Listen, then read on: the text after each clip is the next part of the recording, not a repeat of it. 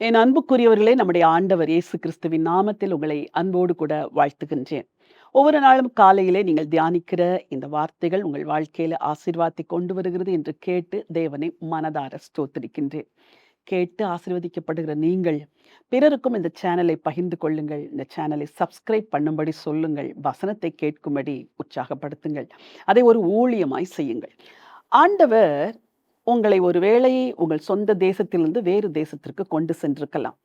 அந்த தேசத்தில் பலவிதமான இன்செக்யூரிட்டி உங்களுக்கு இருக்கலாம். வேலை ஒரு நிரந்தரம் இல்லாமல் இருக்கும். வருமானம் நிரந்தரம் இல்லாமல் இருக்கும். தங்க வீடு நிரந்தரம் இல்லாமல் இருக்கும்.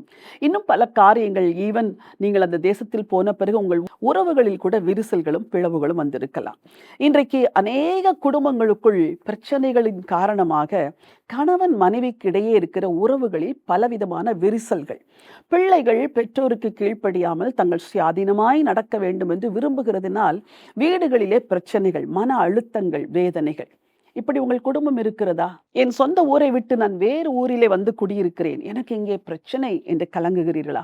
ஒரு வசனத்தை உங்களோடு கூட பகிர்ந்து கொள்ள விரும்புகிறேன். ஆமோஸ் தீர்க்கதரிசன புத்தகம் 9ஆம் அதிகாரம் 15ஆம் வசனம். அவர்களை அவர்கள் தேசத்திலே நாட்டுவேன், நான் அவர்களுக்கு கொடுத்த தேசத்திலிருந்து அவர்கள் இனி பிடுங்கப்படுவது இல்லை என்று உன் தேவனாகிய கர்த்தர் சொல்லுகிறார் என்றார். இந்த தீர்க்கதரிசன புத்தகம் முடியும் பொழுது உன் தேவனாகிய கர்த்தர் சொல்லுகிறார் என்று தேவன் சொல்லுகிற நேரடியான வார்த்தையோடு கூட முடிகிறது. அவர்களை அவர்கள் தேசத்தில் நாட்டுவேன், அந்த தேசத்திலிருந்து அவர்கள் பிடுங்கப்படுவது இல்லை. உங்களை ஒரு இடத்திற்கு ஆண்டவர் அழைத்து சென்றிருந்திருப்பார் என்றால் அந்த இடத்திலே உங்களை நாட்டும்படி அழைத்து சென்றிருக்கிறார்.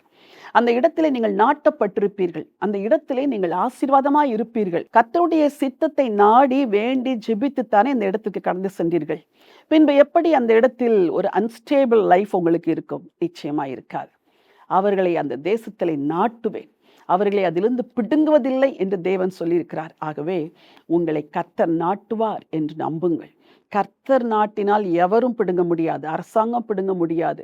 நீங்கள் வேலைக்கு வந்த அந்த கம்பெனியின் நிறுவனத்தின் தலைவர்கள் கூட அதை செய்ய முடியாது.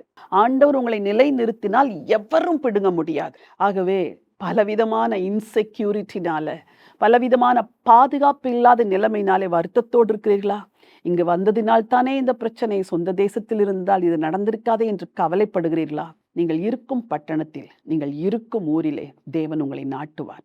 ஒரு வீதியிலிருந்து இன்னொரு வீதிக்கு வந்திருக்கலாம் ஒரே ஊரில், அந்த வீதியிலும் தேவன் உங்களை நாட்டுவார். நம்பிக்கை கொள்ளுங்கள். கர்த்தர் உங்களை பிடுங்கி போடுவது இல்லை என்று வாக்கு பண்ணியிருக்கிறார்.